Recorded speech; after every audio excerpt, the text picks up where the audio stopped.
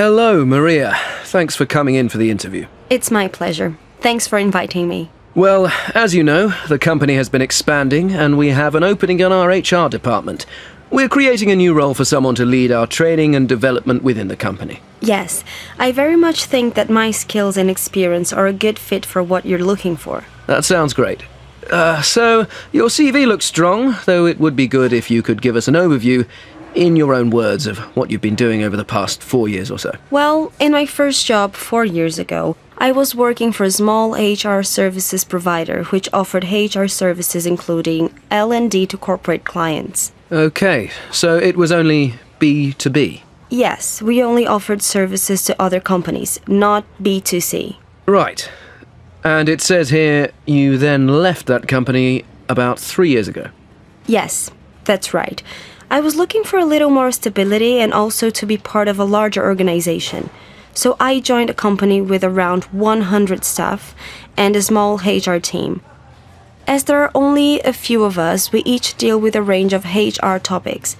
In addition to payroll, one of the areas I was responsible for was learning and development.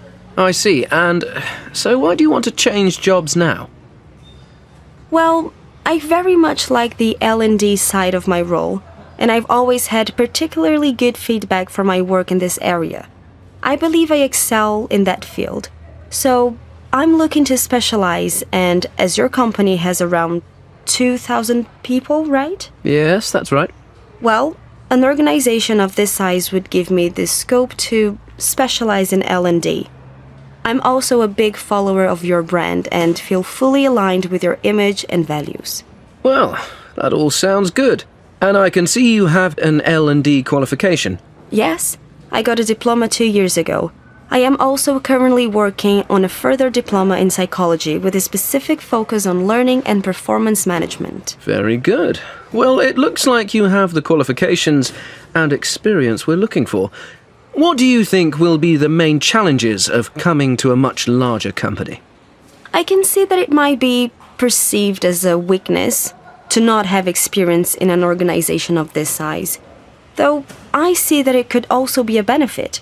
I won't be bringing too many preconceived and possibly inflexible ideas with me to the world. Yes, that would be a good thing. Also, I'm used to taking a very personal approach to employee development. I realize that such an approach with 2,000 staff members will have to happen in a different way, but I bring many ideas with me that can be replicated on a larger scale. I see what you mean. Right, so, do you have any questions for me? I think we've covered many of the areas I had wanted to address. I have 2 quick questions, though. Go on. Who would I mostly work with on a daily basis? Well, there's the HR manager, who you would report to, and then the HR team, which currently has 6 people in it. There's usually an intern or 2 who you can get some support from also. Okay, thanks. That's all really clear. And my other question is, how performance in this role will be measured? What does success look like? That's a good question. As you know, we have a performance management system in place, and from that, we have identified some learning and development needs within the organization. But we haven't devised a strategy. Your role would be to devise and then successfully implement this strategy. Thank you. That sounds interesting. Great. So, thanks again for coming in today. We'll be discussing all candidates next week, and then I'll get back to you by the end of next week to let you know the outcome. Thank you for your time. I'd welcome the opportunity to continue discussing this role with you.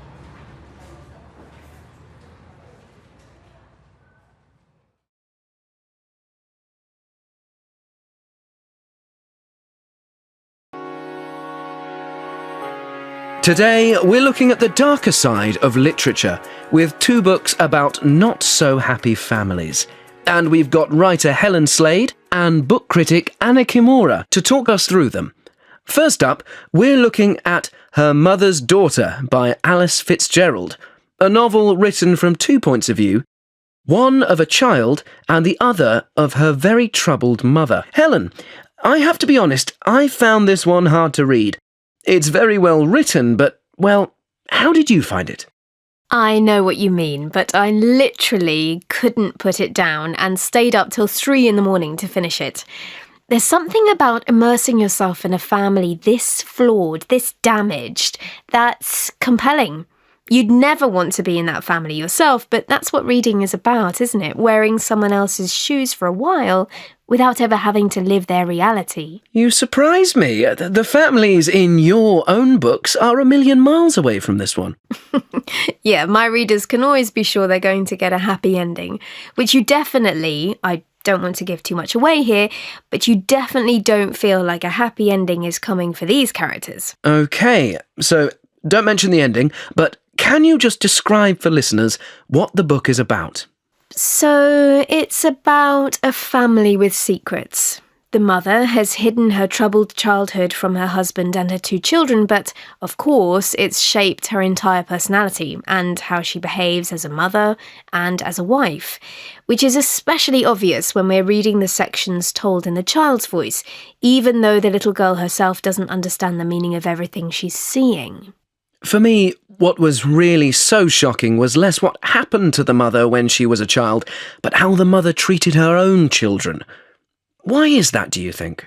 I think we're all programmed to see mothers as something sacred and pure. As a child, she was mistreated by her father, and in some ways, we're not that shocked by that, which is a sad thing in itself. And her own mother didn't help her.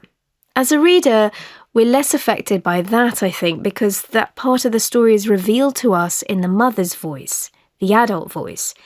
But the reason the way she treats her own child is so much more shocking is that the child is telling us about it, and we sympathise with her. It's very clever how the author plays on our natural instincts to protect a child. Though we do feel sorry for the mother too. Or at least I did. It's hard not to. She's trapped in her own unhappiness. And we're trapped right there with her as the reader. It made me wonder, Anna, why is it that miserable books like this one sell so well? Because all of us have families. I suppose the books play out things we all see in much smaller ways in our own family lives. The other hard-hitting book this week is We Need to Talk About Kevin by Lionel Shriver. Now, there's a family who have a problem. They definitely do. Very few people will ever have a killer as a teenage son like the narrator in the book, but we can all identify with the challenges and often terrifying reality of raising teenagers. So, can you give us the lowdown on Kevin then, Anna? This book is written from the point of view of the mother. In letters she's writing to her husband, Kevin's father. Again, we shouldn't say too much about the ending, but the way the author uses the letters is very clever. I have to admit, I really enjoyed this book. It's a difficult topic, but it was much easier to read than Her Mother's Daughter. As Helen said before, it's about the voice of the narrator.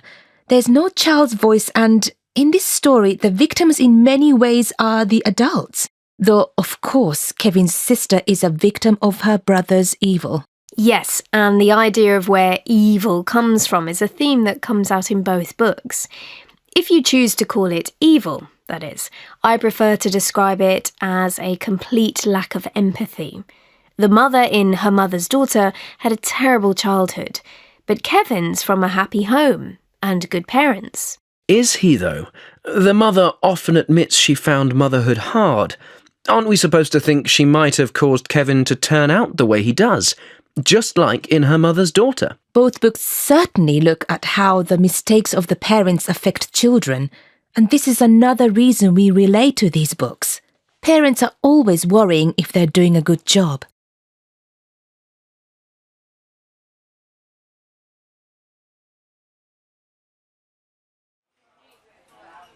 The big 4-0, Charles. Oh, it's your 40th! Are you planning a party? Nah, I never celebrate birthdays. I don't see why this one should be any different. Why not? Well, first, you know me, I can't be bothered with the hassle.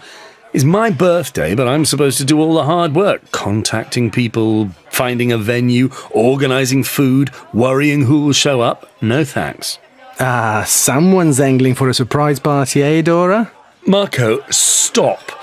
Even worse, having to pretend to be delighted 50 people just sprang up in your living room when you thought you were coming home to put your feet up, probably having a heart attack at the shock.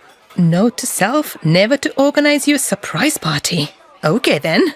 You've got to do something though, Charles. It's your 40th. Why? What's so great about getting old? Still being here to have your birthday? Yeah, aging is better than the alternative, as they say. Yeah, and it's true. So why not celebrate? You guys can have parties for your 40ths if you like. I just don't go in for that kind of self-indulgent attention-seeking. Wow, that's a bit harsh. I had a huge bash for my 30th, and you came and enjoyed yourself, if I recall. Are you trying to say I was just doing it for attention? Not exactly, but, well, at least a small part of you must have been. Remind me not to invite you to my 40th then, so you won't have to put up with my huge ego while I feed you and provide free drinks all night, because I thought we were friends. I mean, not all attention-seeking is bad. It's just not my style is all. Whereas it is mine? Anyway... I didn't say that. Yes, you did. You said celebrating birthdays is self-indulgent and... Guys, who knew birthdays was such a touchy subject? Speaking of which, I have to sort out my 9-year-old's party the weekend after next. Now, that's a party I'd love to organise. Really? It's a nightmare. It's not like when we were kids. Now you have to take them all rock climbing or hire a makeup artist to come and teach them how to look like a zombie or a film star. And there'd be trouble if someone else in school had the same kind of party and your kid gets accused of copying. That fear you said about no one turning up, it's a million times worse when you're scared your kid is going to have no one turn up. Is there that much pressure?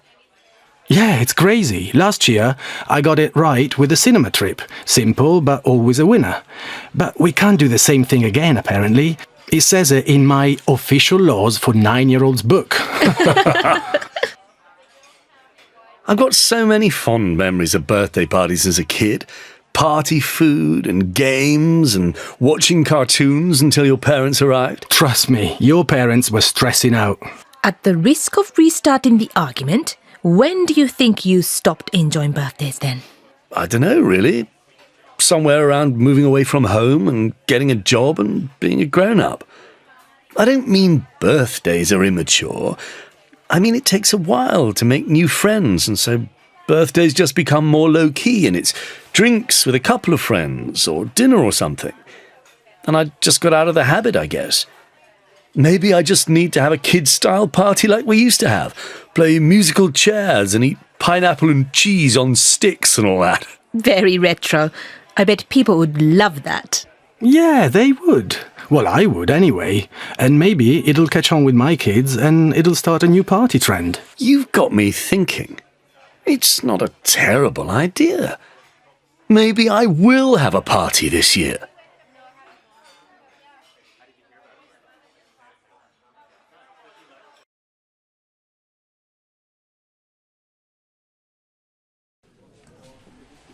Thanks everyone for coming to this project meeting. I know we're all working cross-functionally on this project, but so far the key stakeholders are really pleased with how it's going. This project will really benefit our overall value proposition and the company as a whole. Thanks, John. It's an important project. It's good to be collaborating on this together. Yes, it's important, but we're also busy with our regular jobs. It'll be difficult to fit things in. It's okay, Matteo, we'll work it out. I know that you all have a lot on at the moment, combining this project with your regular jobs. So, what do we need to do and by when? Good questions, Barbara. We have a number of key deliverables to discuss, so it's essential we're all in agreement about roles and responsibilities and also the timelines we're working to. Great. Yes, it's good to get this clear. So, the first thing we need to do is design the customer survey questionnaire. In my experience, this is best done through an online survey tool. That sounds like a great idea. I'm glad you have experience with this. Yeah, we've done something similar on previous projects. So, will you do that, John? I'd love to, but I'm already tied up managing this project, and my line manager Kate has agreed that I should focus on the timelines, reporting and financial management. I'd like Akiko to lead on the questionnaire. You learned about this on your marketing and PR course, didn't you? Yeah, happy to take it on. Thanks, Akiko. Next thing is we need the new designs finalised. Matteo, you said you could do this in a couple of weeks, right? Yeah, I know, but that was last month, and then nothing happened. I'm overloaded at the moment, and my line manager won't be happy if I don't hit my targets. Sorry, but this project has to take lower priority. I see. I can understand the challenge you're facing. I've been in that situation before. So, what can we do to help you hit those targets and free up some time? That's a good question. If I could get a slight reduction in my targets, I could use the extra time that would create to finish the designs for this project. Okay. We might not be able to get your targets reduced, but I'll see what we can do. How about if I support Matteo there? I know his job well, and I have some capacity at the moment. I can help him meet his targets so he can free up some time to finish the designs for this project. Could you, Barbara? I'm not sure if it's fair to ask Barbara to be supporting Matteo in his regular job so he can work on this project. It's up to you, but I'm happy to support Matteo with his regular work, just for a couple of weeks so he can create the designs. He's the only one with the expertise. Yeah, you're right. Okay. Thanks a lot, Barbara. I appreciate it. Matteo, would that work for you? Yes, that would work. Thanks. Okay, you've made it easy for me to say yes. Okay, then that's settled. Thanks both. I really appreciate your help in this. So, can you get them done by the end of the month? Yes, that should be no problem.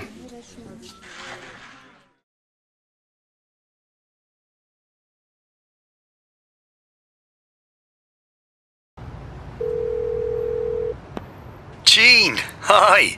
Hi, Dave. How are you? Good. Wait a second. I'm not calling you in Canada, right? You're back now, aren't you? Yeah, I got back 2 days ago. Oh, good. Phew. Because I wouldn't want to be calling you long distance without realising it and suddenly... You spent a fortune on a long-distance call. No, I know, it's okay. I actually wouldn't answer the phone while I was over there if I saw the call was coming from England. But no worries, we're in the same country now. Yeah. So, how was the trip? Did you meet your long-lost uncle? I did, actually. It was very good. I flew to Toronto and stayed there for a few days. At first, I was really worried about my accommodation because I kept reading these appalling stories about rental flats going all wrong. Oh, was it one of those? Yeah. My friend had a disastrous experience in Barcelona with one of them. The place didn't look anything like the photos, and all the neighbours hated that there was a holiday flat in their building. Awkward situation. Ugh. Right. So as I was saying, I was really worried because I heard these stories. And at first, I couldn't find the place. Turns out I was in the wrong building. It was next door and on the top floor. And wow, Jean, this place was fabulous. Really spacious with these floor-to-ceiling windows and the most scenic views of the city. I could see the lake and the whole city skyline and skyscrapers from my bedroom. I had to pinch myself to prove I wasn't dreaming. Sounds pretty cool. So, what's it like? The city, I mean. I've always wanted to go to Canada. It's nice. I mean, it's another big, vibrant, modern city, but it's really clean and there's lots of parks. One of the things I liked was the multiculturalism. We visited Chinatown, Little Italy, Greek Town, Little India. I can't remember the others, but it was sort of a new area every 3 or 4 blocks, you know? Hey, is it true that there's a whole part of the city that's underground? I read that somewhere about Toronto, or saw it on some TV show. It's true. I asked about that. They call it the Path. There's like almost 30 kilometres of restaurants, shops, cinemas and stuff, all underground, in the middle of the downtown area. Amazing. Yeah, but actually once you're down there, it's not that noticeable. There's actually a lot of natural light. I forgot we were underground. It's mostly useful to get out of the cold weather. What temperature was it while you were there? It was still only November, but it was getting cold. We had at least a day where it was less than 0. My uncle told me that in January and February, it can go down to 20 below 0. Oh, wow. I think I'd die. Yeah, and the worst thing was what they call the wind chill factor. So they say the temperature is 0 degrees, but -8 with the wind chill. So it feels like -8. And my uncle said the wind chill factor can go down to -40. Stop it! You're making me feel cold just thinking about it. So, how was meeting your uncle, the famous Uncle George? That was great too. He lives outside of Toronto in a cottage by a lake. Really tranquil and unspoiled nature. I'm dying to see photos. You want to meet up soon, or are you too jet-lagged still? Yeah, I'm actually free tomorrow if you like.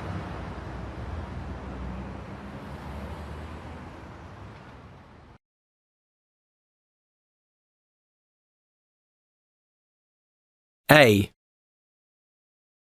I'll never forget the first time I met our new contact from Retrolink, one of our top 5 customers. I had travelled to their office to meet him in person, talk about the history of our companies together, and define a shared vision for future cooperation. I wanted to focus on building a good relationship with him, which would be a good foundation for working together. So, when we met, I wanted to make a good impression and also show him respect. I greeted him with a handshake and addressed him by his surname. When I put my hand out, I realised he had been moving in to give me a hug, so we did an awkward mixture of the two. Also, when I greeted him by his surname, he responded politely, though he used my first name. It was all a little uncomfortable. In this situation, I guess I made assumptions about the level of formality he expected. Even though he had never met me before, he knew our two companies had been doing business with each other for years, and he wanted to build on that history by being less formal with me from the beginning. The real learning here for me was that I shouldn't assume we all have the same ideas about meeting people for the first time. B. I'd never worked with a virtual team on an international project before. It was quite exciting, though also challenging to work with people from different countries, many of whom I would never actually get to meet in person. There were a lot of things that were different about working in the same office, and it was quite challenging at the beginning. For example, there were different time zones, different IT systems, and even different local regulations which impacted on what each person was allowed to or able to do for the project. There were also interpersonal differences, such as different ways of working, approaches to deadlines, and when to reply to emails. And we shouldn't forget the fact that English was the project language, and that most people on the team had to work in a language which wasn't their first. A positive of this was that it meant that everyone, including the native English speakers, had to make the effort to communicate clearly and clarify their own and everyone else's understanding. To help us all get on the same page, we defined the communication norms and the rules the team would follow, as well as the meeting dates and deadlines. We lay this all out in a document called a team or project charter. This was really useful, and in the end, the project was a great success. I'm looking forward to working on my next international project.